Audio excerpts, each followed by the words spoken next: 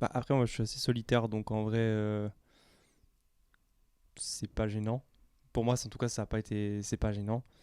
Et après, je dirais que c'est plus, du coup, je suis content de voir des gens quand, en fait, si je suis resté 4 jours seul chez moi, bah, en fait, finalement, le cinquième jour, je suis content de voir des gens et j'ai, on va dire, la capacité de les voir ce moment-là. Donc, je préfère voir moins, mais voir bien.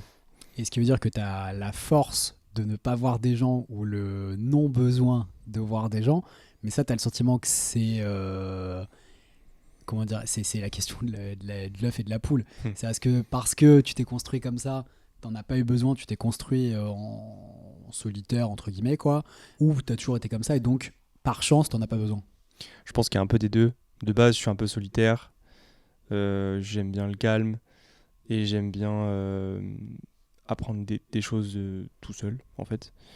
Maintenant, il y a quand même aussi les stimuli de l'épilepsie qui font que, obligatoirement, le bruit, les lumières, les gens, enfin, le- l'activité, en fait, peut me fatiguer, en fait. Ça me fatigue. Donc ça veut dire que les gens qui sont très très très actifs se fatiguent. Exactement, Ouais. ouais.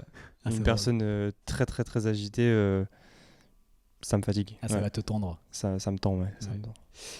Donc ça, c'était le premier point de l'isolement. Le deuxième point, c'est parfois quand du coup, pour commencer à rentrer dans le détail, mais Mm.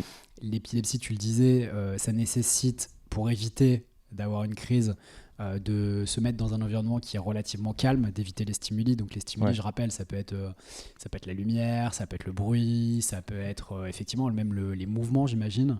Ouais. Tout Donc ce qui est visuel, ce sera. voilà, donc quelqu'un de très agité, ça peut causer une crise. Et donc ça, parfois, c'est aussi en contradiction avec ce mode de vie.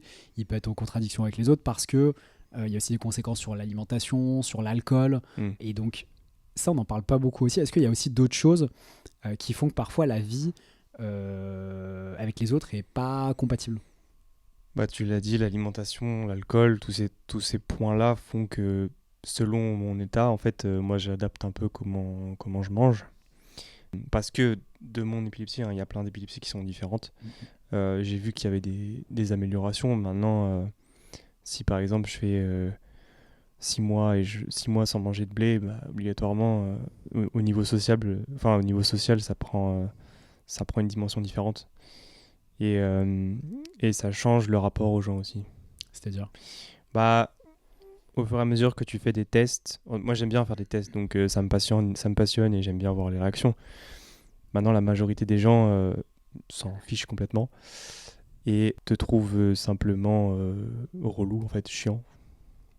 Alors du coup, là j'ai pas compris. Quand tu fais des tests alimentaires ou pendant, j'en sais rien, effectivement trois C'est ça. semaines, un Mm. mois, tu vas ne pas manger de viande ou ne pas manger de blé ou ne Mm. pas manger d'œufs ou ouais, c'est des choses plus complexes aussi, j'imagine. En quoi les gens ça les impacte? Bah, quand tu veux sortir, tout simplement. Ah oui, parce que ça veut Tu dire. veux sortir au restaurant, tu manges pas de blé, les gens veulent faire une pizza. Adieu. Ouais, quoi, c'est très compliqué. Ouais.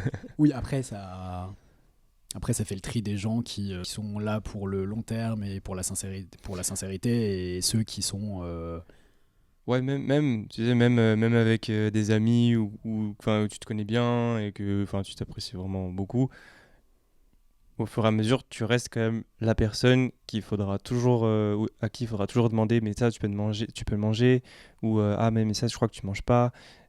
T'es pas comme tout le monde, c'est simple. Enfin, tu vois, non, on part dans un univers compliqué parce que t'as des restrictions. ouais, compliqué et puis mouvant parce que Ouais, effectivement comme les tests ils portent sur des choses différentes que alors, pour le savoir tu testes beaucoup de choses à différents moments de l'année pour voir ce qui marche le mieux et pouvoir adapter toujours de manière plus fine ton ouais, alimentation. Effectivement, tu peux nous avoir dit à 15 jours je mange pas de blé et finalement là en manger et c'est donc ça. c'est ça qui est perturbant peut-être aussi pour les autres. Bah, du coup, c'est pas clair en fait. C'est pas Pour eux c'est pas clair, clair, hein. c'est surtout que ensuite, s'il faut que je l'explique, je vais l'expliquer avec mes mots et je vais pas déballer toutes les recherches que j'ai Mm, mm, tapées ou mm. même mon propre ressenti qui de base va être difficile à expliquer. Donc du coup, c'est pas clair pour les gens. Donc d'une part, ils retiennent pas et de deux, Ouais, la clarté de la situation est pas présente. Ouais. Ok. Ouais, donc ça crée toujours un petit. Et puis c'est relou aussi de devoir toujours expliquer Ouais. en détail Ouais. pendant 30 minutes pourquoi tu manges pas ci, pourquoi tu Mm. manges pas ça, quel est le test du moment. C'est ça. Alors qu'en fait, le sujet, c'est juste où est-ce qu'on va boire un verre, quoi. Ouais, c'est ça. Ou après, tu sors différemment, c'est-à-dire que tu vas chez des gens, mais tu fais à manger. Mhm. Ça peut être la chose. Euh, ou les gens viennent chez toi et tu fais à manger, mais bon. Après, il faut avoir la place, il faut avoir le matos, il faut avoir plein de choses comme ça, tu vois. Ouais, ça marche quand même un peu mieux dans l'époque là, dans laquelle on vit, qui est un peu plus inclusive, où les gens sont quand même un peu plus ouverts Ouais. aux autres modes d'alimentation, etc. Mais c'est vrai qu'il y a 10 ans, alors peut-être t'en étais pas là toi aussi d'ailleurs, il y a 10 ans en termes de... Ouais, il y a 10 ans, au niveau alimentaire, j'en étais pas encore là.